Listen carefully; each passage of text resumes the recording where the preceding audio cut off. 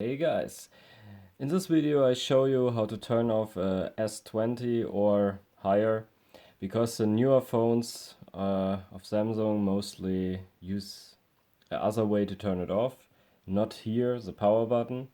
So I show you now how. It's very easy.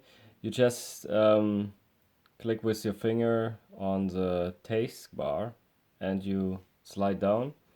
Then you see settings, I think you know it. And now you just need to slide down one time more. And you see here on the upside, you see other options, and there's also a turn off button. So I click on the power button and you see you can turn it off, restart. And if you click on turn off, and your phone is off. Very easy.